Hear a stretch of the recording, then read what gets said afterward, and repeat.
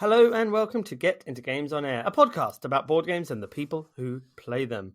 Welcome along to episode 38. Again, this is actually episode 38 this time, not like last time, which was episode 37, and not 38, even though I called it episode 38. But this is episode 38, or every episode this year is episode 38. We will never know. This is episode 38, Anticipation for 2025, looking ahead to the games that are releasing this year. As always, I am Craig, the host of Get Into Games on Air, a board gaming podcast about board games and the people who podcast them.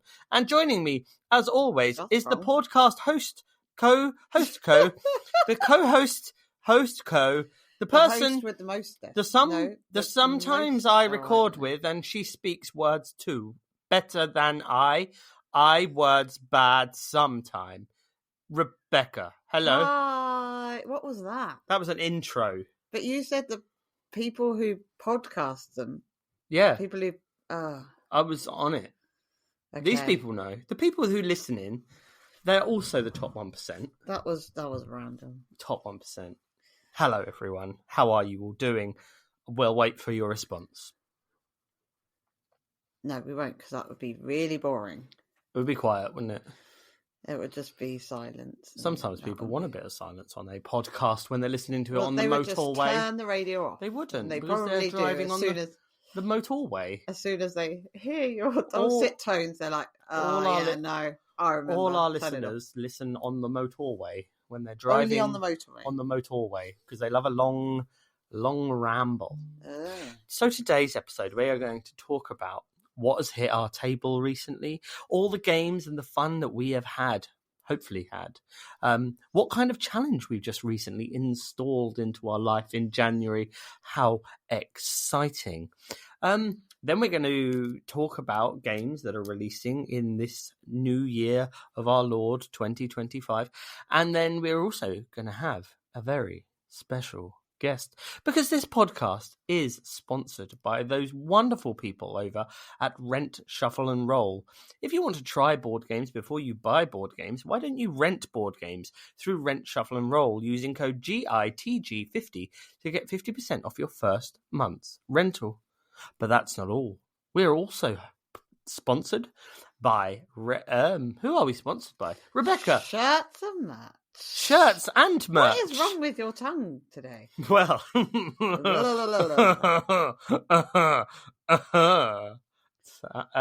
we are sponsored by Shirts and Merch, a fantastic t-shirt, hoodie, merch manufacturer here in Old Blighty, but they deliver worldwide. So check out Shirts and Merch on their Etsy store today and get yourself ready for games night in style and comfort. Mostly comfort, and style, mostly style. You've lost the plot today. This is going to be a weird episode. I don't think so. I think that was a perfect intro. I think I should... what have we played this week? Have we played anything this week? We have played quite a few things. I'm excited to hear what we've played this week. What did we decide for January, though? I think that's a good step for... Is that a good thing to mention? One of the little challenges we were going to bring up, a monthly challenge?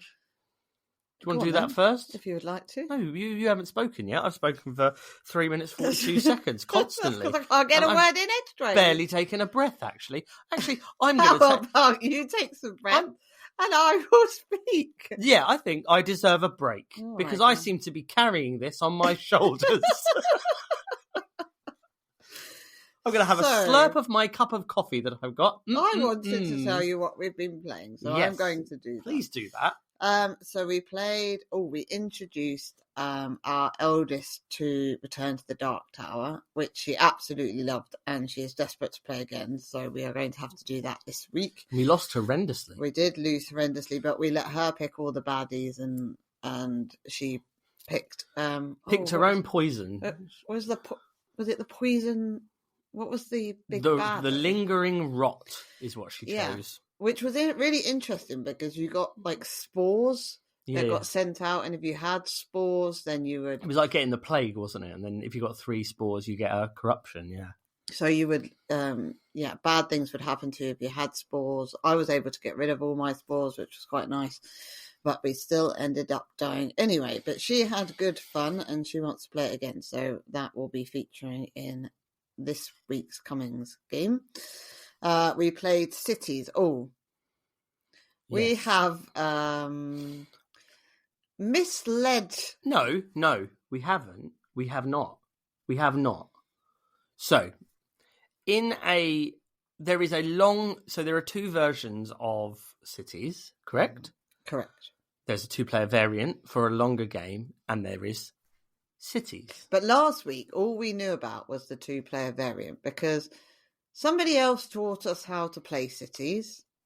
When we wanted to play the 2-player version, I scanned the rule book wrongly and just went for the bit that said 2-player variant, which was a different sized city and more rounds. 5x3, yeah. Which, in our opinion, doesn't work as well as the 4-player version. However, in the small print, or right at the start of the rule book, had I chosen to read it, it said that for a 2-player game, you play with 2 meeples.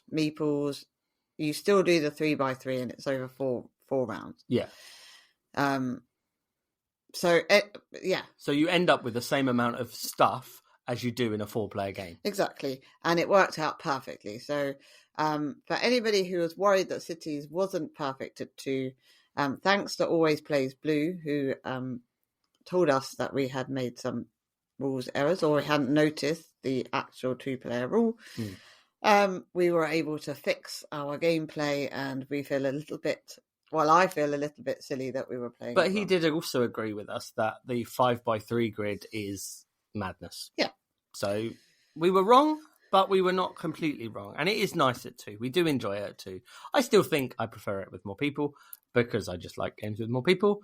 But generally, it's good. It's very nice and square. Yes. We played Ouch, which is a De Vere game. I think we talked about it before. Yeah, maybe. And our friend Neurodicey got it for us. It's you have 6 cards. They have cactus on them with different amounts of flowers. You have to point to a side of the card, and when you turn it over, if that side has prickles on it, then you say ouch, and you're not allowed to collect the flower. If it doesn't have any prickles on the side that you picked, then you can take the flower, and it's about scoring the most flowers and sets of cards. Colours. The red flowers score extra points, and sets of different coloured cactus. It's quite a nice one, and the girls enjoyed it. We played a game of Top Trumps with our youngest while we were out one day because we were waiting for our eldest while she was performing her pantomime. And so she was practicing for that before we went to see it. So we played a game of Top Trumps, the Bewilderwood version. Yes, Bewilderwood which is a great place to go if you're in sunny Norfolk. Bewilderwood is there's another one, isn't there? There are 2, yeah. I can't remember where the other one is. Not Norfolk. No, but you can look it up. Yes. We played Libertalia Winds of Galecrest, which we hadn't got out for a while, which we'll come on to in a minute. We played Tiny Epic Pirates, which I do really like. I think it's one that takes a little bit of setup and remembering the rules, but now that we've played it again, I'd like to play it again so that we can have another go at it. But it's quite satisfying, and there's quite a lot in the box. As with most of the Tiny Epic games, we played a game of Life, which is an old game of the Game of Life. But it was very, very funny. It was funny. Alana found it hilarious, that she was going around in this car and getting married and then having twins and having to buy nappies and then having to pay Craig because she was going on a massive holiday because he was the pilot. Taking out credit cards. It was hilarious. It was, silly fun. Distilled came out to the table. After last week saying, we haven't played that in ages. So we got it out, we played it, and it still took up at the table, but it's still brilliant. Yeah. We played Cottage Garden, which, according to the stats, we hadn't played, but we know we have played it. But I think the since last we've time been we played it, statting, we haven't played it, so that was good to get that back to the table. We played Star Wars, a deck building game, and then last night we played Ocean Pods. We've played a few games of Star Wars, the deck building game recently as well. That was nice. So we decided to do a little challenge. Now I think it's a bit of a trend this year. I think it's the theme to this year because I've seen lots of people doing a similar thing. So it seems amongst our friends, at least, that people are more interested in getting their older games that they used to enjoy back to the table. So I've seen Board Game Family UK said that they were doing that. I've seen a couple of other people. So Nick, Board Game Review UK, who we had on the podcast a little while back, he does a Instagram hashtag that he started called It's Been Too Long Tuesday, which basically is encouraging you to get a game off your shelf that you haven't played in forever or a long time, and getting it out and just playing the old games, because it's great to have the Cult of the New and the new shiny stuff, which obviously this episode we are going to be delving into the Cult of the New and the new shiny stuff for this year. But it's also remembering that there are a ton of games sitting on your shelf that have not been played in 800 years. Or never at all. So that's what we've done. We are doing a monthly challenge, aren't we? Yes, so we picked 3 games each that we're hoping to play within the month. So they have to be games that we've either not played for quite a while or we've not played at all. Yep. And we want to play them in a month. If we don't play them within a month, that sort of suggests to us that we don't want to play them. Yes. Or there's a reason why they're not getting to the table, and that might mean that they need to be culled, or we need to think about whether we want them in our collection, because, if you don't want to play a game, that says... Also, it's quite nice to play that there's a reason that they haven't been played for so long. So if we play them and we realise, actually, that game's not entirely for me, to be fair.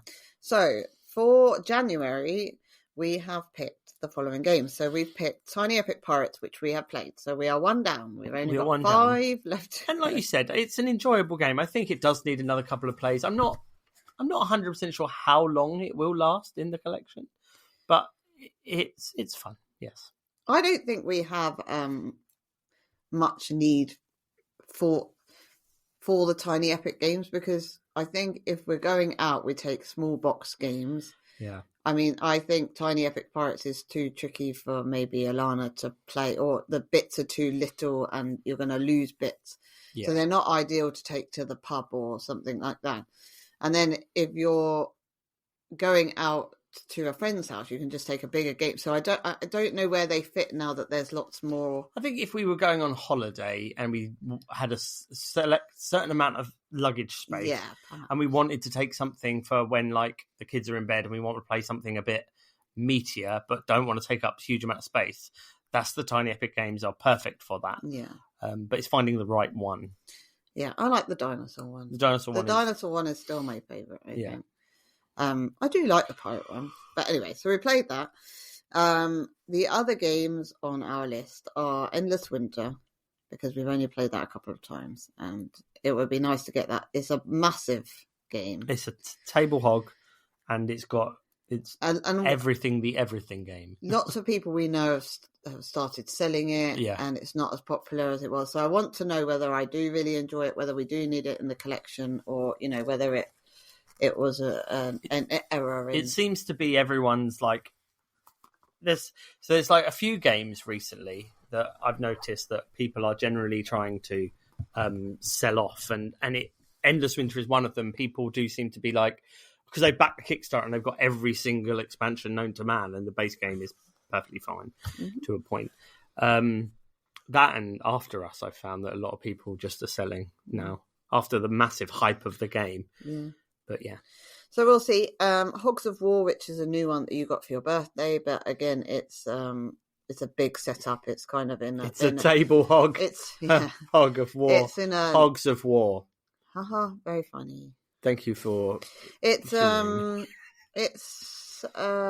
Like in a Nemesis size box, and there's lots of pigs parts to it. Lots of pigs. Yeah. There's pigs. Thank you. But there's lots of resources and things. And so it's just, I feel like we haven't played it yet because it's just a big overhead on rules and yeah, it's a big old rule book, and there's a load. There's like polyomino shapes, and there's the main board, and then the But pigs. I did love Hogs of War, the computer game, so I am interested. Then Rumble Slam, because at UKG, Craig was desperate to get the Rumble Slam. I wasn't desperate to get, but I've were said it going every year. So the previous year he was going to get the ring for Rumble Slam, and so when we went back last year, I said, "We'll get it then if you want to, but it's still in its shrink, and we haven't set it up, and we haven't played Rumble Slam, so that needs to come to Rumble Slam is essentially, if you're aware, if you know of Blood Bowl, which is American football, but a fantasy Warhammer-y kind of roll dice, beat each other up thing. It's a Blood Bowl version, but professional wrestling, which ticks some boxes for me. And then the last two are Ruthless, which is a card game, which we have an expansion for, but it doesn't come to the table very often. No, it's a pirate game. It's poker themed. I do need to get that. Yeah, we definitely need to get that played. I think we need to play that with more people as well. But yeah, and we mentioned this last week. Yes. The last game on our list is Undaunted 2200 Callisto. Yes. So we haven't played that yet. So it would be nice to get to the table and see what that's like. So there are 6 games. So it says ending on the 3rd of February. So we shall see on the 3rd of February whether we have managed to play those games or not. So there's some beefy, heavy games in that list. So I'm nervous because it's like when we did our 10 by 10 a few years back, we picked 10 like ridiculously beefy games, and that was a bit more of a challenge. But I think it's quite telling if they don't. If we get to the end of February and we haven't played them, because we're going to have weekends and things to play them. Yeah. If we haven't played them, like, why are they still on the why haven't we shelf played them? And what's happening? Yeah. So that'd be quite interesting. But we are trying to play more of our older games and play through our collection. So I know that the Cajun Gamer is trying to play through his collection. And I think you should try to play most of your collection during the year, because else what's the point of having them? It's like having loads of books on a shelf and just looking at them. Yes, it looks lovely, but what's the point? We're not going to play them. So so we shall see how that goes. Would you like my quiz? Yes. This is the segment of the show where we have a quiz. Becky will say, "It's not a quiz. It's the game from last. week. This is now called the game from last week. This is the segment we call the game from last week. It's guess the game. Oh yes, guess the game, where Becky says a word and I guess. Get into games. It's harmonies. No. Right, ready? I'm ready. Are you ready at home? Gladiator, ready. So I am going to say 5 words. Okay. And they're going to get progressively easier to give you the clue of what the game is. Yeah. But they start off pretty abstract. That's a clue there. Okay. Abstract. It's on Itama. Right. Ready? First word is land. Land. Mm-hmm. Land. So the first word is the word land. Land. What game? Before time. Land. We don't have a Land Before Time game. Lands of Galzia. Land. Heroes of Land, Air and Sea. We don't have any of these games. Oh, so it is a game we have. Yes. I've got a clue. Yes. Root. No. Okay. Second word, gold. Gold. My gold mine. No. Oh. Third word, fight. Land, gold, fight. Mm-hmm. Land, gold, solid gold, fight. That's a battle for gold on the land. The land that you battle for gold on. Raiders of the North Sea. No. Boats. Definitely. Land, gold, fight, boats. Yes. But Jamaica. Yes! And then the 5th word would have been pirates. Yeah. Yes, well done, you. There we go. 4. Did you Is that beat... better than last week? I haven't been. I did better than last week. It took me 5. Oh, there we go then. Wow. So next week you'll get it on 3. Jamaica. Yeah, next week I will get... Well, because obviously I knew after 1. Oh, obviously. And I just wanted to get the people at home driving on the motorway, thinking about it, Okay. avoiding Just the snow and the out. treacherous conditions out there in wherever you are, driving through treacherous conditions. So today we have a special guest with us. We do. As you know, as always, we have been sponsored by Rent, Shuffle and Roll, the fantastic board game rental service. But this year, joining us as a new sponsor is the fantastic Matt from Shirts and Merch. Shirts and Merch are some of the best board game apparel that you can buy on the interwebs. And we are privileged and honoured to have Shirts and Merch with us sponsoring the podcast. Hello, Matt. How are you today? Hello. Very good. Thanks for having me on. That's high praise indeed.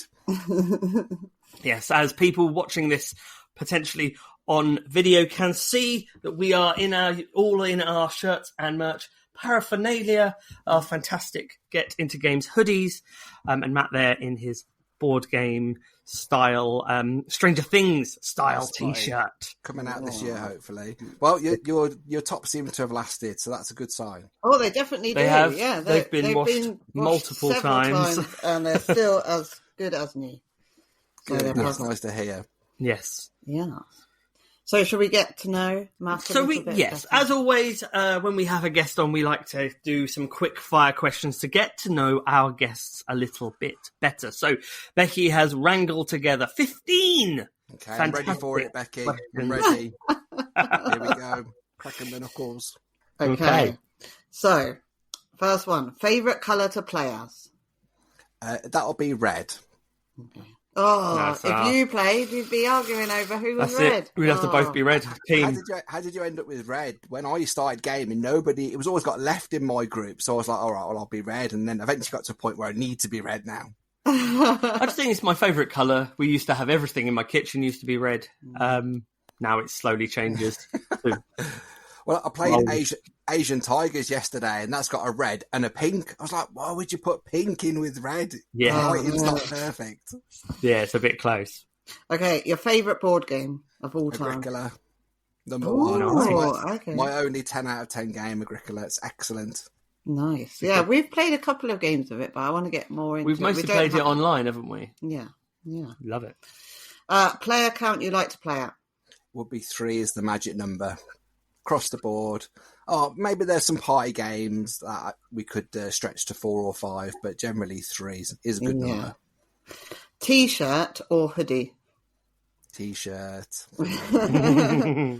Online BGA, like a board game arena, or in real life board games? In real life, but I am becoming slowly converted. I've just found Orleans on Board Game Arena. I played that twice over the weekend. That's quite a good implementation. Have you played Orleans? Not yet, no.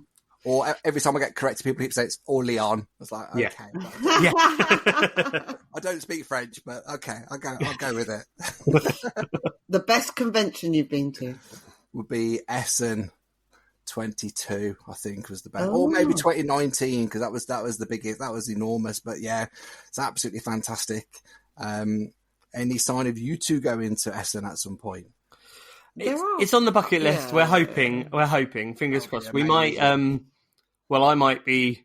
Well, there's rumours of another convention across the pond for me potentially, but that's in its infancy at the moment. Cool. Favourite colour in a t-shirt? Favourite colour would be navy blue. It goes well with most things. You'll notice that on our t-shirts, we try and do a lot of white writing. Yeah. If you have black writing, you can't put it on as many t-shirts, but I like the navy, personally. Okay. Cool. That's a good colour. Board game moment you're most proud of? Board game most proud of moment. I should have prepared better, shouldn't I? You can't prepare for these questions. Most proud board game moment. I did beat Ghost Stories once, but only once when I first got into gaming. I played a whole day of Ghost Stories, and the last game that we played was a victory. So that was quite cool. That's a bit like us on Dark Tower. We can't beat that. And when we do, it beats us all the time. Play for fun or play to win? I have to play for fun because, according to my stats, it's a 15% win rate. No choice in that matter, unfortunately. But yeah, it's not nice when it comes along. Yeah. Competitive or cooperative? Competitive for me. I do like to play. We play the normal Pandemic. Me and my wife, we must have played 100 games of the just vanilla Pandemic and make it as hard as we can. So we do like a little bit of that. Yeah, I do like that. There's, we went back to Pandemic. Yeah, the normal one. I do love it. Yeah, like, I don't think you need all the reskins. Like the basic Pandemic is just fine by itself. Like, I mean, the Star Wars version's the best. Well, I don't even own that one. I'm tempted now to go and get that one. It's so good. I must say, Craig, before you move on, Becky, one of the funniest things I've heard come out of Craig's mouth was the time you asked him about Star Wars games. You can only keep one, and he went, "Okay, well, I'm going to empty them all into the biggest box. I'm going to." There you go. Most satisfying board game mechanism. Would be. I enjoy worker placement, probably with area majority. It's a little bit like watching paint dry, creep into areas a little bit at a time, but it gives you good strategy planning ahead. Yeah, definitely. The board game habit that annoys you the most. That's a fantastic question. Board game habit. What have I encountered recently? I had a gamer stand up at a game that we'd finished about a month ago and said, "Oh, I hope you guys don't mind. I've just got to get off. Are you all right to tidy up?" And I went, "Well, actually, you've just sat and played with us for an hour and a half, and I've been waiting for you while you're on your phone. So if you want to chip in a little bit, yeah. Oh gosh, don't normally speak out, but no, he was all right in there. We were only joking, but I was like, you can chip in a little bit anyway. All right, I'll do a bit." Especially if it's a big table hog and you've got to put it all away. Yeah, there was a lot to put away. It was an economic game, I think, at the time. Oh, wow. An IP you would always play? I really like Lord of the Rings, but I don't really play any Lord of the Rings games. Have you got any recommendations for Lord of the Rings? I don't know, but everybody's raving about the Duel. Yeah, Lord of the Rings Duel everyone loves, but that's because everyone loves Seven Wonders Duel, and I mean, it's a terrible game, but everyone seems to love it. And it's okay for everyone to be wrong. I mean, that's an acceptable thing. Just looking behind you on your shelves, we can probably expect Arnak Duel, Obsession Duel, and SETI Duel in the next year or two. Absolutely. Well, when I was looking through the 2025 list, there were so many dual versions of games, and I was like, why do we need all of these? Living Forest Duel. Why didn't you just come up with a 2-player version of the original game? I did see someone did a funny post of Star Wars Rebellion Duel, even though it's already a 2-player game. A T-shirt that you want to design but haven't yet? That's a fantastic question. My design process enables me to draw stuff out, and I have a very talented gentleman called Ian who digitizes it, and I think we could do a really good Beatles Meeples one or something along those lines. I haven't got many music design, so the crossover ones do really well. I like the Stranger Things, that kind of thing. So yeah, I'd like to do a Beatles Meeples one at some point. Ooh. We did years ago now. God, must be 2. When I started the Instagram, there was a hashtag which we did was board game album covers. Oh yeah. And we did and we basically took album covers and we put meeples into them, and I had a Jamiroquai one, so it's like the Jamiroquai thing that's normal, the yellow box with the little black. You haven't trademarked a Jamiroquai meeple, have you? Just written that down. Well, if you get the ones from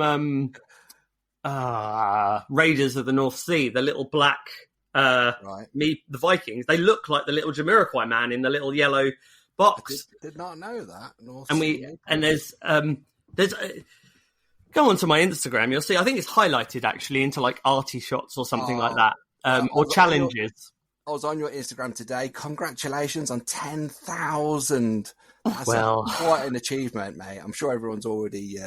I'm late to the boat. But to be fair, I've not even mentioned it, so that's the first.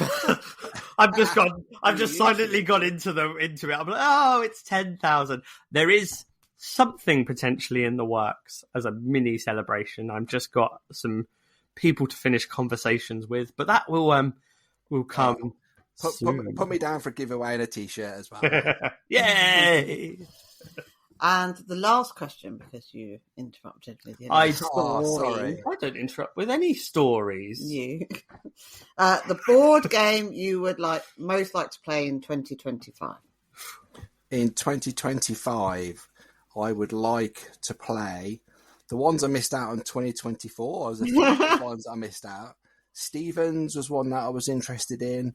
Oh, I can bring up my wish list. How about this? Oh, yeah. Have a little look. I saw Gareth, the board game Meeple, was playing Stevens. I think it was him. Sure, it was Gareth. Yeah, I think it was actually. Yeah. Looked interesting. Yeah. There was one called Saltfield that a few people have been talking about. That looks quite good. Mm-hmm. Galileo Galilei as well. I think would look like another good one. But yeah. I'm in my mid to heavy stage of gaming at the moment. Yeah. It's been my 10th year of gaming, 2020, modern gaming, I should say. Yeah. We found that we were interested in lighter games, and now we're more like crunchy strategy kind of. Yeah, there's still a place for lighter games, but yeah, we're definitely like a heavier game now. But it's interesting how it kind of flows from when you start. You're like, oh, look, this is. But then again, when you start things like Ticket to Ride, like, I don't understand this. What am I doing? You're collecting colours. Oh, well, like Becky, we played Ticket to Ride online. We still really like it. My daughter will play Ticket to Ride as well. Yeah, but yeah, did I? What was my score? Well, you did very well. You survived. So there you go. Absolutely. I feel like we know more about you now, so that's fantastic. This is good. But evidently we've asked some questions, but feel free to now introduce yourself and introduce what is Shirts and Merch. Thank you very much. Shirts and Merch is a premium board game, t-shirt and other merch in the near future provider. Ooh. And we have been going about 2 years now. I think this year we went to 9 conventions. The year before was about 12 conventions. We travel all around the country, hopefully providing the service of cool gaming t-shirts in pretty much any colour people like. And we just hopefully we'll grow a little bit at a time and still be here in 10 years. And hopefully from there it will progress. I think that, we had some t-shirts before having your merchandise, and, some companies, the design has faded after a few washes, and you get really disappointed because you pick t-shirts because they resonate with you, and then kind of you put it in the wash and half the design's faded and you think, oh no, that was my favourite t-shirt, I love that t-shirt. But we have some of your t-shirts and they do last the test of time. They're not faded. But we design still. Even going from like a premium t-shirt like manufacturer, like we used to, well, I still are, but into like professional wrestling. We used to get t-shirts for like the wrestlers and stuff like that, and we'd wear them to like the shows and stuff like that, and put them and wash them through and stuff afterwards. And just after a couple of washes, the everything's just fading like immediately. Yeah. And they're not cheap. They're like really expensive, and it's just like a testament of how good quality your t-shirts are because they don't fade. Well, thank you for mentioning that, and that's part of probably about a 6-month process of buying. And I've written down some here. We've brought Fruit of the Loom, Bella Canvas, Gildans, Russells, Deltas, and the best t-shirt that you can buy, in my personal opinion, is a Stanley Stella t-shirt, who are very ethical. And one of the main reasons why they are such a good t-shirt is that they're 100% organic cotton, and the hoodies that you guys are wearing, they're 100% organic cotton as well. And that means that the seeds use less water, which is better for the soil. And as a business, they're PETA approved. They reach certain recycling standards because these t-shirts are made in Bangladesh. They've been able to work with local businesses, and they provide facilities, healthcare facilities for the workers. They're on a fair pay program for the people that make their t-shirts, and pretty much across the world, Nicaragua or Bangladesh make the world's t-shirts, but they're ethical, and they've got like a 20-page document on their website for Stanley Stella t-shirts. And for me, it's just so soft and on your skin. It's just in comparison to everything I've owned in the past. And I've even bought t-shirts off Facebook, and you're so right. They're either skin tight and they don't fit, but these ones, or they're baggy in the wrong places or whatever. But these fit really nicely. They are a really good fit, and it's nice to do business with an ethical company. Unfortunately, it means the prices are higher than other competitors of ours, but because we're not really in it, we're not in it for the sprints. We'll hopefully still be here in a few years' time making cool t-shirts. It all started out about 2 years ago. My friend Craig to me, we play Food Chain Magnate. He went, I'd love a gaming t-shirt based on this. And we had a look, and you couldn't get a Food Chain Magnate t-shirt. No. So that was my first design. Do you know what? I wonder if I've got my design. I've actually got a whole thing of designs that I draw them out. And then somebody, my poor friend Ian, digitizes it and sends it back to me. So this is one that I'm considering working on. What do you think? This is a cog, and the spokes of the cog, the teeth, are going to be little meeples. So that's nice. Yeah, that's cool. That could be a good one. But I do try and be as. So there's one of my furnace designs. So this is how they will start out. They'll get drawn. You have to be really careful not to encroach upon other people's artwork, because it's such a wonderful art is so undervalued. People don't really want to pay for art, but it's such an integral part of board games and t-shirts and just good design. And hopefully people will like our artwork and clever sayings, and we'll still be here in another 2 years. But that's it. I mean, that's like, art is one of the things that's, some people will look at a board game and go, why is this board game so expensive? It's just a pack of cards. It's like, no, but there's an artist that has drawn all of those images and put them there. That person needs to be paid for that skill. And so that's, art is undervalued, I think, when it comes to games, when it comes to design, anything really. There's a lot of parody work. I've got just one on my shelf there, and I've got a t-shirt that says "Just One" WON in the same triangle shape. So it's just it's just having fun with it really, and sometimes it can take you 2 weeks. I've got a Beyond the Sun t-shirt that took a good couple of weeks to make, and it's inverted the colours against the t-shirt, and the world is in a different format to the ship leaving. And then the other way is you put 5 camels on a t-shirt, and that sounds like hotcakes. Yeah. It's amazing how that works, though. Sometimes you don't, it's the thing, you put in tons of effort into something, you think, that's going to be amazing, and then nothing happens, and then, here's a picture of this very basic thing. Oh, yeah. Wow. It catches people's imagination, though, isn't it? Sometimes. Have you ever found people taking your designs and your ideas? Yeah, it does happen. I'm proud to have come up with a Wingspan design with the help of my friend Ian, where the egg is in the background and the egg is segmented into different colours. They call it a sunset design, and that's everywhere now. It's just nothing you can, unless I'd have trademarked it at the time. There's not a lot you can do about it. But I do tend to take some designs to conventions that I don't always put online. So it's always worthwhile coming and saying hello and seeing what's new on the stand. I will be going to Aircon in March this year. Are you guys going to Aircon? Yes. Fantastic. Yeah, got our tickets all ready. Hotel booked. I think this year we're going to Aircon, UKG, and then there was talk about maybe Essen, but Essen's a question. I think we might tabletop Scotland. Well, we said that this last year. We didn't do that because it was in October. Which ones are you going to? Well, it's definitely so far UK Games Expo for exhibiting, and it will be Aircon for exhibiting too. But I have a friend called Robert. He tends to not go to UK Games Expo because it's cheaper for him to drive and stay in an Airbnb for 1 or 2 nights in Germany than it is to come to UK and stay in a hotel for 2 nights and then drive back. Yeah. So I've got another friend called George. He will fly into Essen on Saturday morning, stay all day, get all the things he wants to do, and then go on the Saturday as well. Wow. So it doesn't have to be a week's worth. It's always nice to do a week, but you could definitely do a night or two. And then, yeah, definitely. And there's 2 of you, so you can get to 2 different stands. I have to stand in one queue and wait. It'll be really easy. Take the kids, we can get to 4. Yeah. It's 40 euros. Bring this game back. We've touched a little bit on your business values, what you stand for, a little bit in the fact that you've gone for ethical t-shirt production. Yeah. Do you want to talk a little bit about, what you stand for and your values as a business? Yeah.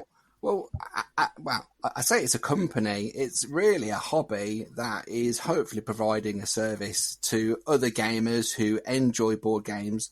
It's called Print on Demand.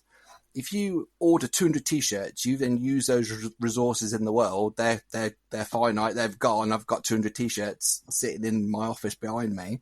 Yeah.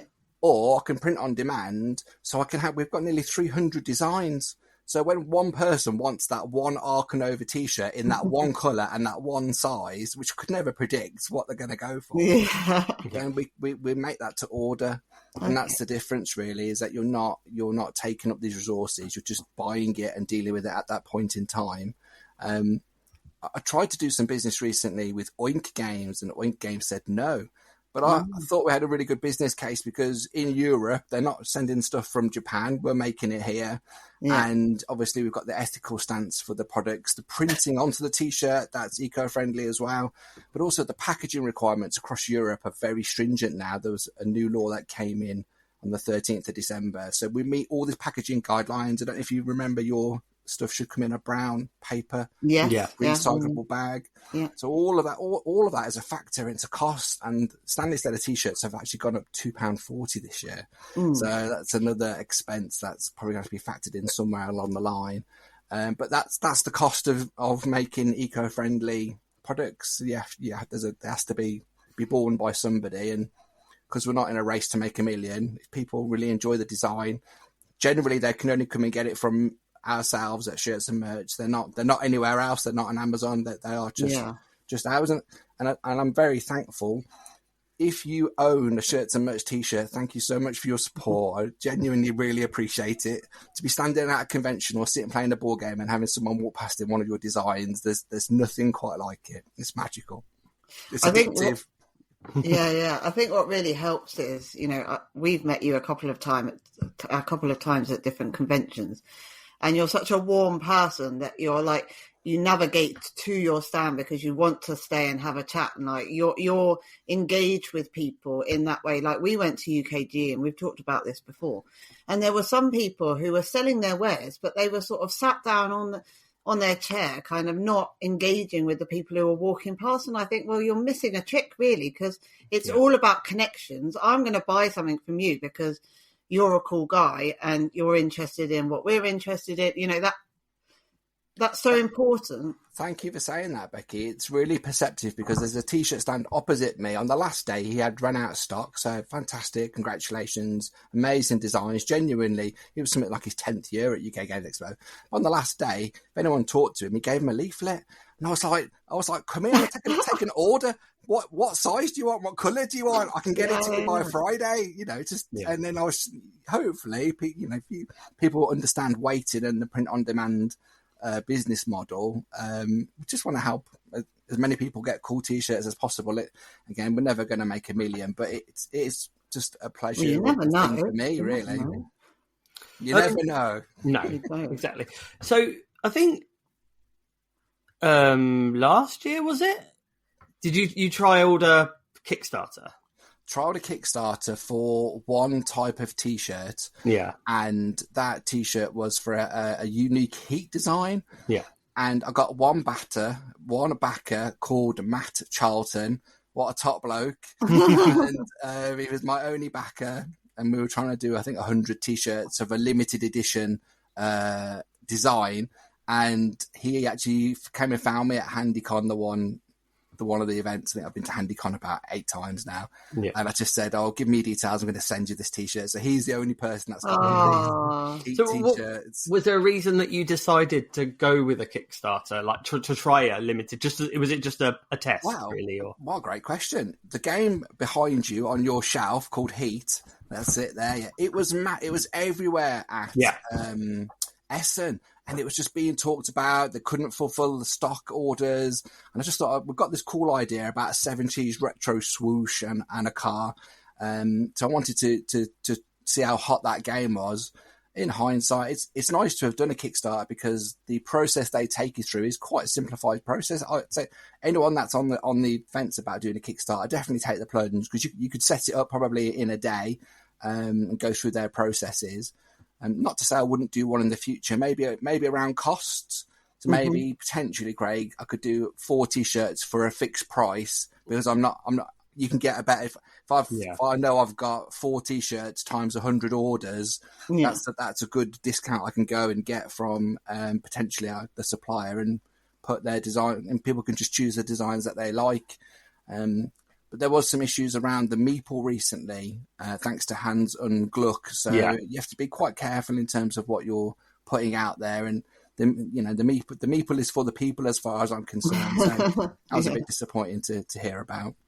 Yeah. Yeah. No, that was it was a bit of a thing, and now that was the whole. I think we spoke about it last week. Tabletop Inc. turning into Meeple Inc. turning into Tabletop Inc. And Meeples turning into Moomins. It was all very strange. Moomins is a good one. I like it. You can't stop people calling them Meeples. Though. Like people are going to get that game and call it Meeple Inc. Whether they of course. Yeah, and Hans und Gluck aren't they're not pursuing Super Meeple, who do absolutely fantastic games. It's just on the wrong side of the fence, the wrong place at the wrong time. But free the Meeple. People like the design and they're happy to have them for the few pounds that we make. It's never going to be a huge issue, I don't think.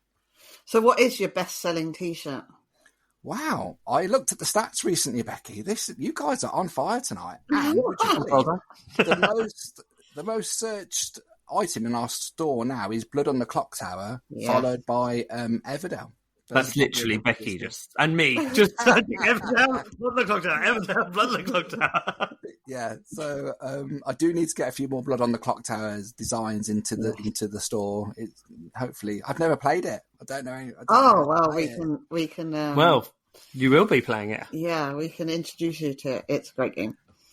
I think it's better in real life. Real life, yeah, definitely in person. But I definitely think there would be a market for Clock Tower. Yeah, merch. Considering they've started their own merch. That's the end of that sentence. Writing this down. I think I'll finish on that sentence right now. Well, let's be honest with the people. We bought some quite expensive hoodies from Gallery Serpentine, which is in Australia, I believe. Yes, it's there. And the first 2 arrived. We wore them for about 2 weeks, and we wore them for a week. It was just while we were on holiday, and all the thread fibres of the jumper are coming out of the jumper. So you've just got all this. But they were the actual material is, I don't know, like cycling. Yeah, it's like it's really shiny. Right. It's like hugging a dolphin. You can't roll your sleeves up like that. Yeah, they're really tight. It's really, and it doesn't stretch, so it doesn't unless you want to cut off. They've got cool designs on them, have they? You like what's on them? It's Clock Tower designs. The designs are really, really nice. They are beautiful. And I do love them. They did send us a second batch of them, but I can see that it's happening again. And I just think, for what is quite expensive jumper, that's not, in my eyes, good enough, really, because, that shouldn't be happening after a few wears. But the boots are good. But I do have some Clock Tower boots, and they are good. That's interesting. Right, let me write that down. Boots for But it is a fine balance to tread, and if they want to stay around, they've got to find a way to be profitable in the long run. It depends what their USPs are, and I suspect that maybe polyester nylon mix as opposed to a pure cotton, which is expensive because it's labor intensive. I don't think people mind paying a premium price if it's going to last. You know, you could buy lots of cheap t-shirts and have, you know, they only last a couple of months and then you've got to go on to the next one.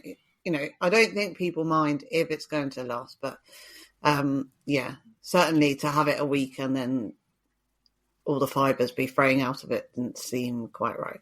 Yeah, no, I agree, but it's a balancing act. Hopefully their designs will find their way to the UK and someone over here may make it. Maybe they want a partner. So I heard you mention right at the start that there was more merch in the pipeline. What's happening in shirts and merch? What's the boss? I've added hoodies because I wanted to be known for one thing, and the people that tend to be the most successful in life, in my opinion, are very good at that one thing. In my day job, I'm an independent mortgage and insurance advisor. I have my own business, and you get to a certain level, and I really enjoy the benefits of that. So I think let's get good at these t-shirts. But I do think the more I look at other people's store, and I know comparison is the thief of joy. You can do mugs and you can do coasters. There's all sorts of interesting things that you could put cool designs on. I would really like to do some good wall art, and I wonder if there's some middle ground where we could translate some of our t-shirt designs to good wall art. So lots of our friends have like mugs with their designs on and things, don't they? And coasters, those kind of things are quite trendy with, you know, people who play board games. It's nice to be able to get all your merch out, you know, when your friends come and you just It is, but then I look at some stores, Becky, it's like £19 for a mug delivered. And that's because the mug is obviously a normal size, but the packaging around it is quite significant to get it to you so that you don't have to send you two in case one breaks. But unless you try it, you're never going to know. And I feel like T-shirts is well established well enough now. So 2025, and I got asked recently for a tote bag, so maybe put some for carrying games. Put some cool designs on the tote bag. Well, especially if you've already got the designs, then it's just a case of putting on a new product and making sure that's well, you are right. But what Etsy wants you to do, Etsy wants you to put your 280 designs onto another 280 listings for tote bags. Oh, okay. Right. So what I've tried to do, I've done one listing for hoodies and done pictures as to how to order any design through your choice of hoodies effectively. Yeah. Because it's like, because Redbubble, isn't it? You just put a design up and then it basically goes and you click on all of the items you want your design to come on, and then it just goes, here's all the pictures. Yeah, it does like shower curtains and all sorts of clock. Then you have to go through each one and edit it. Otherwise, someone will buy a mug and it will just be like this part. just one bit of the thing because you haven't shrunk it down to fit it. We pretty much live it out of these.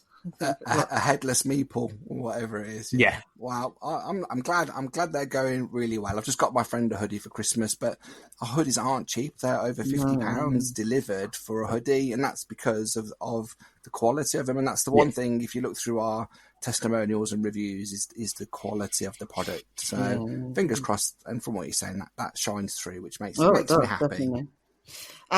I thought of one extra question, which I hadn't written down. Oh, not planning. How do you feel? No planning? Yeah. Didn't plan it. How do you feel about like AI and stuff? Because obviously AI is coming to the forefront, but that's kind of taken away from what you're doing in designing, you know, and your friend who makes it into the computer image. Yeah. It is a really tricky topic for someone that wants to sell unique designs. How unique is an AI image going to be? I'm going to be boring and sit on the fence whether it's good or bad, but you won't see any AI designs on our t-shirts, is what I'll say to that. Yeah. It's just hard, isn't it? If you're trying to do something, it's just they can sell it. Like it's a competition. Like it's a horrible competition because you can people can just generate AI art, slam it on a t-shirt, and just sell it for practically nothing because they've not had to pay an artist to do it. Yeah, but you know what? If someone connects with that design enough to love that t-shirt and buy it, that makes me happy that they're happy to do that. But I don't think it works in the board game world. No. Like Essen last year used AI art for their banner advertising for a board game convention. And I played Asian Tigers last night, and that's got an AI generated box art cover. So I think it's a real risk in board games. I don't think it'll become commonplace in my opinion. No. But I do have a couple of official T-shirts by board game designers, Maxime Metzel, and oh my goodness me, the man that does the art for Far Away. I have an official Far Away T-shirt that's limited to 100 T-shirts. Nice. So it'd be nice to do more official art. I do like people like Eduvels, and who else has got good art? You get some Vincent to trade. Oh, you would love that. Yeah. You would love that. Just every single one. Andrew Boswell. And Andrew Boswell, you get, yeah.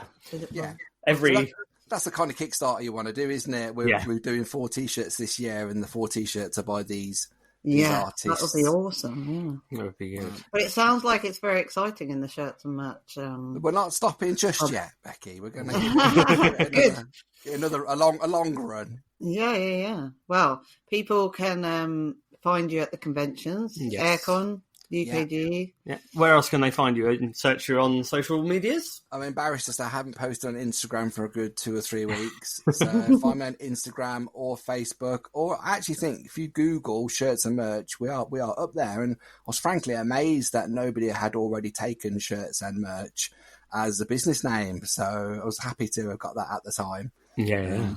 But find us online at and the on usual Etsy. Places. Yeah, on Etsy's the main website. Etsy, that's it. Cool. So very nice. Board game menu. Yes. So every time we will ask for a board game menu, and we are excited to see yours. And what would you wear? What would I wear? Oh, what would you wear to the... At this posh board game related restaurant? What design would you be wearing? What have I just ironed? I think I've got a boring Meeple T-shirt that is not very fancy, it's flowery, but I like it and it suits me, so I'm happy with that. Free the Meeple T-shirt is what I would wear, Craig. Nice. Okay. I like it. Okay. Breaking out of some handcuffs. I can see the design already. Oh, yeah. Write that down. Oh, this is good. It needs to be a... Just good collaboration meeting, this isn't it? Yeah, that's it. It's just recorded for everyone to listen to as well. That's the only issue. Don't give away all the good ideas. You heard nothing. Skip to 6 minutes. So I don't know whether to change my starter now, because I wrote down Far Away as my starter, and that's just been one of my most played games. I even play it on Board Game Arena, and it drives my wife mad, the backwards scoring on it. I can't get my head around that, to be honest. No. Yeah, it is an interesting... I mean, why has it never been done before? It's such a simple... Well, saying that, I heard you guys talk about Flip 7. What great designs. We played that to death over Christmas. It's really easy to get to the table. It's really good. Just don't mention the box. Yeah, the box is just way too big. I'm waiting for the expansion, Flip 8. Yeah. But was it Lizzie said, well, if you get two decks of it, 2 decks will fit in the box nicely and you can play it with double the amount of people. That's not the point. They should have put it in a smaller box. Anyway. I think it plays 18 out of the box or something crazy, isn't it? It's yeah. So Far Away as your starter. I recently played a fantastic game called Skyrise. Have you heard of it? That was on my 2024 list, and I did not get to play it. Is it any good? I knew that, Becky. Is it any good? It's excellent. Play it with 4 players, and you are bidding against each other for different zones. And if I win a zone, I get to put a tower out. So if I claim 4 white zones and I collect the tokens are random over the board, but if at the end of the game I have 3 white cylinders, I'm scoring 12 points across that game. And you do that all around the game, but it was really interactive at 4, and that was such a pleasure to play. I'm on the hunt for one of the collector's editions. Yeah. See, Craig won't let me buy it because he says you can only have the collector's edition. The other one is no good. Speaking to Gareth today, he was like, "It's this edition or nothing," because he managed to get a second-hand copy of it for cheap. I was like, "Well, cheaper," but yeah. There's nothing wrong with the retail edition. I played the retail edition. Everything's very clear and streamlined and looks great. But for the extra 25, 30 quid, probably. Let's go a bit mad. Treat ourselves. That deluxe edition. Oh, chef's kiss. And for my last one, have you heard of a game called Trio?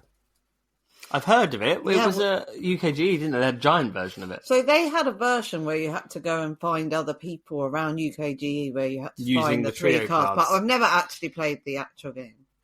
Tell us about it. Get Into Games needs to go and find a copy of Trio. It is magic in a box. I had a board games day. We played from 12 p.m. till 11 p.m. And the last 15 minutes, we had a game of Trio. And one of my mates looked at me and went, "This is the game of the day." And it's a little card game that takes like 10, 15 minutes. It's just so clever. God. You have got a hand of cards and they're in ascending order.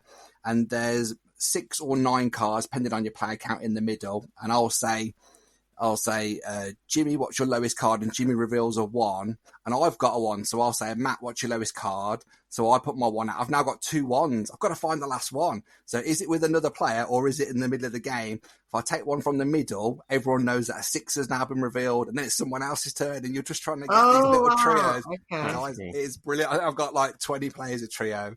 So that would be my board game dessert. That's really cool. We'll have to check it out. I've heard, I think his Board Game Review UK, Nick plays it. Yeah. Definitely heard good things, but it's not made it. Well, it's like Flip 7. It's great when a game plays a crowd well, and that's one of the ones that does that, which is always cool. And it's nice when everybody can get involved, no matter what their skill level is, Definitely. Yeah, the teacher's easy enough just to be like, let's just go with that. Wonderful. Cool. Thank you very much. Yeah, so lovely talking to you. Yeah. I look forward to being your sponsor for 2025 and beyond, potentially. Yeah. So I appreciate all the hard work that you're putting into your excellent podcast. Thank you very much. We're going to YouTube it so that every week they can see us wearing a chat to match t-shirt. Is this going on YouTube as well? Yeah. Oh, wow. Okay, right. I should have done my hair. We'll put one of those little teddy bear filters on it or something. I don't know. Can I have a crown, please? Cool. But thank you so much for being on the podcast. And again, thank you so much for sponsoring the podcast. It's a huge pleasure. Thanks for everything you're doing for the community. And you'll never blow your own trumpet, but well done on 10,000 people that are discovering new games thanks to you. Thank you very much. I'll need Vaseline to get through the door because my head will be so big. Cool. Well, thank you so much. And we look forward to speaking to you again soon, hopefully. Take care. Thank you. So, 2025 games. What you looking forward to, Craig? Games. Wow. And that's all the time we have. Thank you for listening. I think they were expecting a little bit more. Interesting. Interesting that they would. It's the type of people they are, those listeners. What are you looking forward to? Well, luckily I've got a list of games. Have you prepared a list? I prepared. Oh my gosh. I did research. Wahoo! I've got a book. Wahoo! I wrote words in the book. Okay. So there's a number of things that I'm looking forward to. So you said you wanted me to write 5 games down. Yes. Yeah. I maybe didn't say that before you started writing. I wrote 9 games down. Okay. Well, just so you know, I've got 5 games and then 6 honourable mentions. Okay. So that's good. So that's, right. That's where we're at, really. So I'm going to start with one that might be an honourable mention, to be fair. I'm going to just say words, and we're going to listen to those words that I say. One of the games that I am looking forward to this year, but I did not back it at Kickstarter, so I'm not really looking forward to it that much. And that is the board game, otherwise known as Critter Kitchen.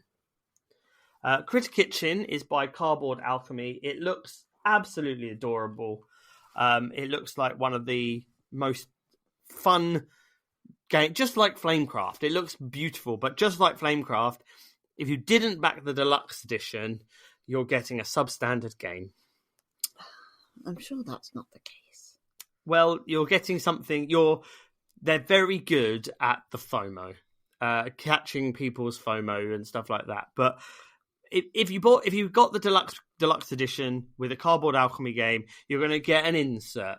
You're going to get metal pieces. You're going to get screen printed wooden components. You're going to get metal coins or proper coins. You're going to get really good production. If you buy the retail edition, you're going to get cardboard stuff and no insert and everything just bouncing around in a box. But you admitted that Fromage was fine without the... No, Fromage is perfect. Fromage is absolutely fine. Maybe other games will be fine? Maybe other games will be fine. Who knows? Maybe you have to lower your standards. But yeah, I'm excited. I'm still excited to try it out. It looks adorable, but again, it could be it looks adorable, but is the game as good as it looks? Because they're very good at selling it on art and production, and the fact that everyone will be looking at the deluxe edition and no one will be looking at the retail edition when they're selling it. But they won't necessarily say that. So that's an honourable mention. That's not actually... It's an honourable mention, but it is on my list because I am excited for it. Okay. Over to you. Well, are we doing honourable mentions or are we doing our actual... You can do honourable mention if you want, or you can do your actual thing. 6 honourable mentions. We'll do one and we'll see what happens. Well, that doesn't seem fair. Okay. We'll do one each. So, there's 3 honourable mentions that go together for me, and I don't feel like I can put them in the 2025 list because I have them in our house already. But what? But everybody else doesn't. So not everyone. For other people, they would be 2025 games to anticipate. So for me, Camping Season, nice.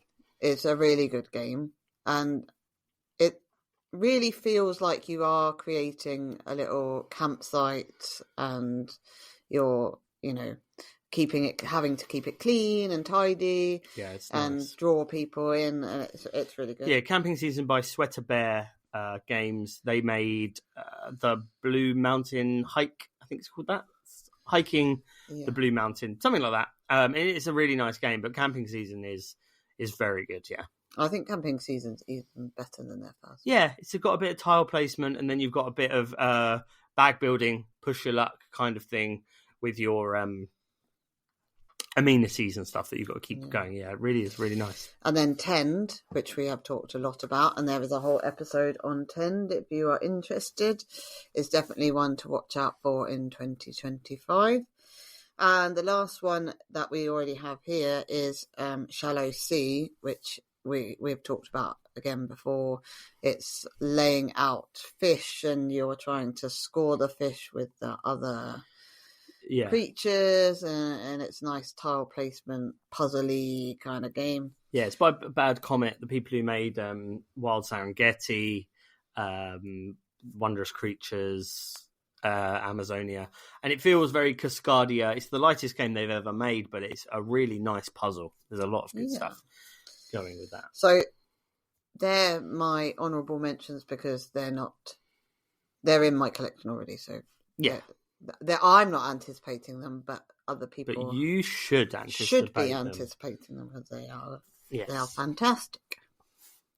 Do you have any other honourable mentions? An honourable mention. There's a reason this is an honourable mention is because technically the Kickstarter was last year, so it's just a case of it coming to us. So I've already paid for it, which is Luthia from Pavison Games. Technically, we haven't. Okay, technically we haven't paid for it. No, because they did a really nice thing on their Kickstarter. So their Kickstarter closed close to December, and they decided they weren't going to take the money from people at Christmas. So I think they said February or March is when they're going to take the money, which I thought was a fairly decent thing. I think to so do. too. Yes, lovely. And that's why Pavison games are great.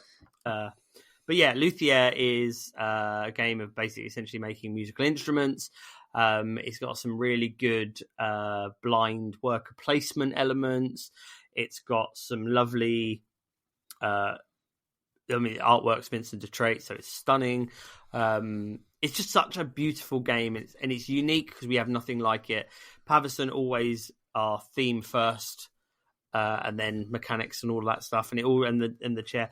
And yes, we've gone pretty much deluxeified. We haven't gone full whistles and bells. We haven't got the musical wooden dice tower, which is beautiful, but I don't need a wooden musical dice tower.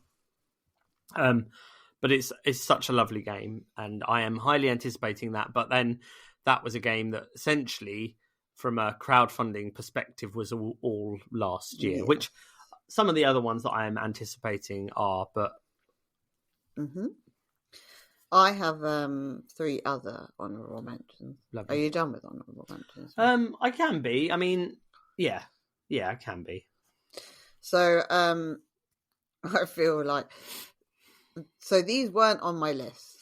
And then I got a lovely reminder yesterday when our friend Lee from Molinarius Games sent us the promo thing that he'd put out on Instagram stating which of his games are coming out.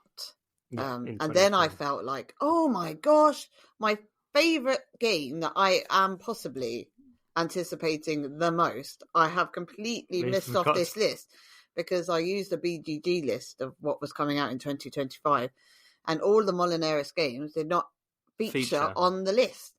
And so I was then berating myself for having forgotten. So these are honourable mentions, but hotly anticipated. So they've got Time Troopers coming out, which I have spoken at great length. I've played it now twice at different events, and I'm so excited to just get it to our house and just play through all the scenarios. Just can't wait. So exciting. They've also got Cake of Doom coming out, which was previously another company, but they've taken it. And they have the cutest game, which I just know that our listeners is going to absolutely love because it is based on penguins and seals, I think. Yeah. And the artwork is amazing, called Flippers, coming out, which I had not heard of before, but it's by the guy who made Peacock, who made Shoal. So I am in no doubt that it's going to be a great game. Yeah. So they are definitely on my radar. Looking out for those. As soon as I can get my hands on Time Troopers, I'm getting it. It. You're going to see nothing but Time Troopers content for weeks. Yep. But I'm so excited for that. Yes, definitely. It does look one. Do we talk about our one crossover? Because I know we have a crossover. Do we have a crossover? We have a crossover. Yeah. So there is a game that I think it's going to be huge. It's going to be massively anticipated. It's going to be sandbox game. Yeah, a true sandbox experience. Which is interesting because we've done so well with sandbox games before. So we have Sleeping Gods. But we have not had a sandbox game from this company. No. This might be different. Stonemaier Games are making a game called Vantage. Just like the Aston Martin. It's a cooperative adventure game for 1 to 6 players. It's a sandbox game. It's not a campaign game. It's self-contained within the one box. You can explore and discover and interact with an uncharted planet, and I am up for that. Yeah, it does just seem like everything is... you can always trust the Stonemaier game to be decent quality, incredible, or at least production-wise is going to be out of this world. I think it's going to be huge. It's going to sell massively. I think everyone's going to be raving about it. I think people are excited. It definitely seems to be on a lot of people's lists. But it's designed by Jamie. Yeah. So it's not. So some of the Stonemaier games recently have been designed by other people and then supported by Jamie, but like this one is designed by Jamie. So Viticulture is great. Like he's been working on it for a long time. Yeah. I'm excited. I think it's going to be one that's going to come to the table again and again. I hope, and I hope it's one that draws me. And hopefully there's a nice way of saving the game. Is the most important thing, is to be able to not just leave this game on my table. And maybe it's going to be so good that I'm going to just leave it on my table forever. But you don't want it to be the only game that you play. No. You want to be able to go back to it. But you want to be able to, like, Sleeping Gods had a save per se, but it wasn't ever, that game really for me needed just to be left. And then you play it and then you've done. Yeah.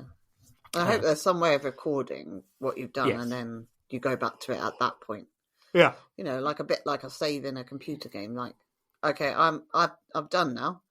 Can I put it away for a week and then get it back out again? Yeah, definitely. I think I'm super excited for that. Yeah. I think it'll be a good one. So another one to watch out for on my list is a game that we heard about. We didn't see it, but maybe we did see it. Or she explained it to us. So when we went to UKG, we had a sit-down chat with sit-down games. Yes. And one of the games that they were talking about was this game that at the time had no name. But I think we might have mentioned it. It was just a big magnetic dice. It was a magnetic dice. You essentially roll your cube onto tiles, and the top tile will stick to the cube, and you're trying to do that until the point at which you can't do it anymore and you want to unload your tiles, and then you take them off and you score majorities, etc. Yeah. It now has a name. It's called Octocube. Yeah. We like Planet. Yeah. With the magnetic cube, so it sort of seems like that, but you're collecting majorities. Seems really interesting. Something that the kids might like. It's a nice, the way to describe kind of the way the cube. Essentially, you're rolling the cube over these magnets as you pick them up, and you're moving. If you've played Coffee Rush, it's the way you move your worker in Coffee Rush. You have to move in a specific way, and as you move, you gather those resources. And it's the same sort of idea. As you move this cube, you're picking up the things. It's a really nice idea, and it's a kids' game essentially. But I think it's going to be quite a nice little puzzle. Yeah. And we have tried to go. So we know that the list from last year didn't go so well. So we didn't do so well on. So we've tried to go for games that we definitely think we are going to either play or get our hands on or see, or are coming this way. I think yours more than mine again. Craig, you haven't done it again, have you? So another one on my list that I quite like the idea. I do love a nice little flip or roll and write type game. And there's a game that I came across by 25th Century Games, which I believe are the people that make Three Sisters and those Fleet and the car one. Nice. And those games, those nice, lovely little roll-ons. And it's called Sand Art. And in this, you are basically colouring in shades of sand on on a glass. So you're turning over cards. And you can colour in certain segments, and you're trying to get points that way. It just creating sand art. Yeah. Oh. Sand art game about creating sand art. It's weird. It just seems like a really nice, relaxing game that you could just sit down and just enjoy. Cozy. I hate that word. Still cozy, but yeah, that sand art. It just. I mean, that's the basics of it. It looks nice. It looks relaxing. It looks fun. So the next game on my list is really only on my list for one reason, really. And although when I looked deeper into it, so there was one reason that caught my eye, and then when I looked deeper into it, I was like, oh, actually, I am interested in the game, which is why it's on the list, obviously. But there's a game called Pura Vida, which on the box art has a toucan. Now, I love toucans, so, immediately I'm like, oh, toucan, what's that about? So you're a ranger. You're trying to create balanced animal populations in the numerous nature parks. It's a tile-laying game. It just looks really interesting. Again, another probably cozy game, puzzly game, collecting, Yeah, it did look really nice, actually. But it's got a toucan in it, so that's always why I'm win, sold, isn't it, really? basically. Yeah, I think it does look really nice. The artwork I really liked on that game. That's I saw some of the pictures. probably the one that's least likely the to least actually likely get. to. I'm actually. Yeah, that's probably the bottom of the list. After I've got Time Troopers and Vantage, but still, we'll see. I would like to try it out. Maybe it will be around at Aircon or UKG. I don't know. Yeah, we'll see. Absolutely. My next little shout will be. How many have you got left? 2. Okay. I'm just gonna. You've written too many on your list. I've written too many on the list. Or you didn't say enough honourable mentions, did you? Well, I'm gonna add honourable mentions again later because I've just thought of something and I've just written it down on my notepad. What? Research. So another game, Mind Clash Games, who makes some amazing games, are releasing a game called Revenant, which has been crowdfunded, I believe. That's due out next year. It looks really good. It's all spacey and sci-fi, and it ticks every single box. I believe the guys over at Board Stupid have done a YouTube video on it as well, and they've played a prototype of it, and they raved about it. So check that out when you get a chance. But yeah, it just, to me, it looks spacey, sci-fi, beautiful. Love it. So another game on my list is Railroad. Couldn't speak then. Railroad Tiles by Horrible Guild. Yeah, we don't have any of the Railroad Inc. games. I do like playing them. We usually play them on like BGA type thing. But this one takes place over 8 rounds, and you create interconnected transportation networks. You build cities and you populate them to score points. So it's a bit more involved. It's a tile laying game, but then you put, in the pictures, it looked like you put little buildings on to signify your cities and people. And I just thought, actually, I like the Railroad Inc. games. And maybe this is like it's like a tile placement-y, Carcassonne-y kind of version of Railroad Inc. And yeah, it looks nice. Could well be nice. Another game that I am really excited for is a game called Flow. The artwork is by Andrew Bosley. So obviously it's stunning art. And in this game is an adventure strategy game where players embark on heroic quests across an icy landscape. You'll discover long-lost secrets of enchanted icebergs, sail the seas to find adventure and sunken treasure as you delve into perilous caves to find precious crystals and battle fearsome monsters. It just looks adorable. The production, as always, the box art tart in me, the minis. The box art tart. But yeah, it's beautiful. Again, one of those game found that probably will not have the same production as retail, but I'll find a deluxe edition. Don't worry. Yeah, beautiful. Want it. So my in last tum-tum. Ooh, in your tum-tum. My last game that I'm really quite excited about, because this is one of the first games we ever got. So I think it was Pandemic, then it was possibly this, or it was Colt Express and then this, I think. So I'm really excited that there's a campaign kind of legacy version of this coming out. And that is Flashpoint, Legacy of Flame by Indie Boards and Cards. It's cooperative, and you can integrate your existing Flashpoint games and minis, etc., into this campaign if you want to. We enjoyed the Pandemic Legacy games, so I'm looking forward to the Flashpoint Legacy, because I think it will just reinvigorate our love for Flashpoint. We don't play Flashpoint. I think we don't play Flashpoint because the board is broken. What? Because we played Flashpoint to death basically, and the board has split in half. So it would be really nice to have a new version of Flashpoint, which we can once again enjoy. Yeah, Flashpoint is such a nice. It's a bit of a mixed bag. There's a lot of people that don't really love it that much, but it's a bit of a mixed bag when it comes to it. But I really have always enjoyed Flashpoint. I think it's good fun. Another, I'll just mention as my last, but then I'll do a couple of honourable things. We've already done honourable mentions. Well, I'm going to do... Why didn't do it in the right segment? I do all segments. My game that I'm choosing is called Emberleaf. I tried to organise him, but he doesn't like to be organised. Emberleaf is a beautiful little game, beautiful art, and it's quite an interesting game. It's got something called card dancing, where you place heroes within your moving grid of active skills and cards and slide cards to trigger powerful combinations, which sounds really interesting.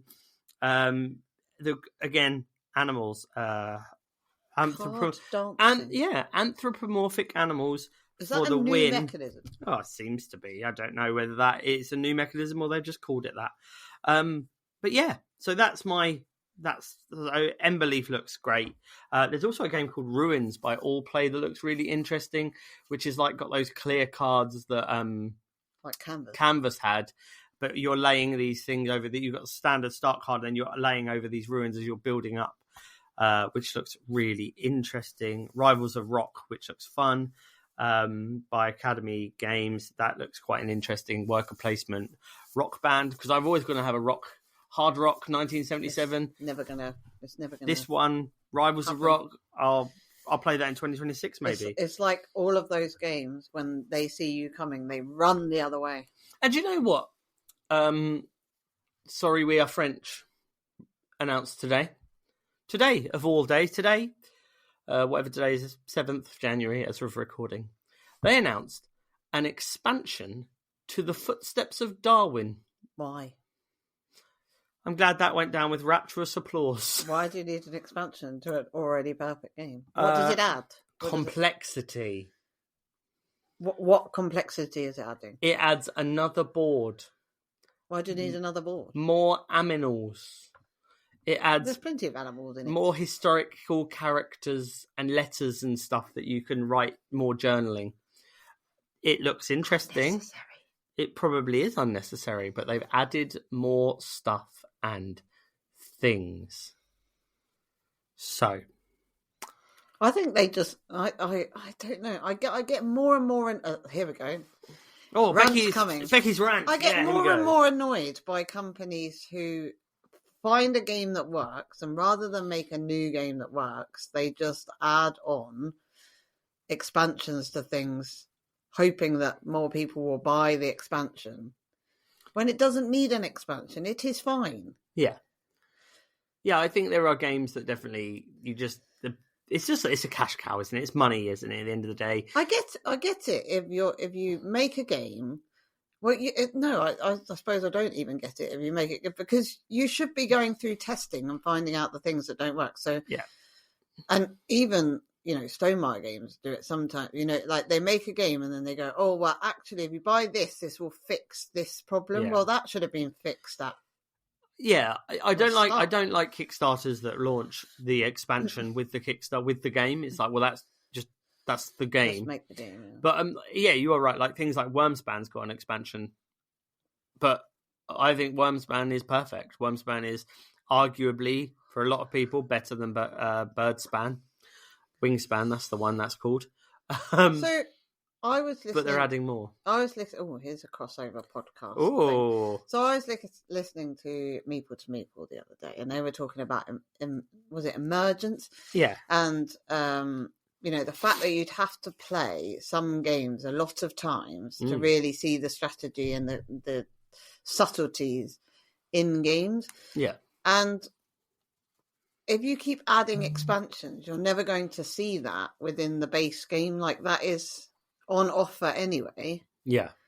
But you've got to play it enough times. I think sometimes just adding expansions just adds more confusion to what could be quite a simple but strategic game. Yeah, if you're designing a game with enough strategy and the emergence there that people can come up with those strategic thinkings and things, and then a year later you release an expansion that changes all the strategies, you haven't had a chance to really learn the best way to win, the most optimal way to strategize. And I agree with that. I think I think some expansions are too much, but this is going to be a year where we're going to get expansions and we're going to get 2-player variants forever. When I was looking through the list, there were just tons and tons of duel games, just loads of them. It's like Living Forest Duel. I mean, it's a bad game as it is, let alone adding a duel variant. But we still have it on the shelf. That's that pretty much. Yeah, I think there's a lot to look forward to 2025, and obviously there's going to be UKGE, where they're obviously going to release something. CGE going to go, look at the new version of this game, and I'm going to go, that's the game I want to play, like they did with SETI, and it became my most anticipated game immediately. As soon as I saw, I was like, oh, look at that. It spins, the sun's in the middle. I want that forever. I'm not anticipating. I am anticipating games, but I'm anticipating lots of lovely meetups. Yes. With friends and at conventions. I know that some people who don't usually go to Aircon are going to Aircon this year as first time, which will be really nice, and so it will be a different experience. So I am anticipating the games, but I'm also anticipating lots of board game Instagram meetups and sharing our old favourites with each other as well. Yeah, definitely. I think there's a lot of games that I'm looking forward to getting to the table, and even finding some of those games that we never played in 2024. I think I'm more probably anticipating playing them than I am probably the ones that I know I'm probably not going to play for 2025. So, and that's the podcast. Thank you all so much for listening. Thank you so much to Shirts and Merch for being a wonderful guest, and I hope you enjoyed that little chat that we had with Matt. See? I can rhyme and stuff. Yeah. Remember, if you would like to use Rent, Shuffle and Roll's fantastic service, please use code GITG50 to get 50% off of your first month's rental. Not only will you get a fantastic service and be able to try some amazing board games, you'll also help us keep the podcast lights on in the studio. I say that like we have a studio. But yeah, remember to leave a 5-star review, tell a friend about the podcast, share everything. That would be nice. Leave a comment, leave some nice words, and just let us know what you're anticipating. So next time we'll have another podcast. And remember to get into Time Troopers. To get into Time Troopers this 2025, the year of our 25. And get a good vantage point. Oh, good and remember to hold on. Sand art. No, that doesn't work. Oh, okay. If there's a critter in your kitchen, get some Raid or a pest controller. Go to the ruins. Flow. Darwin. Remember to enjoy all the games. Yes, the old ones, the new ones, and the ones in between. And remember to get into Ramez, which is French for get into games. Bye. Toodles.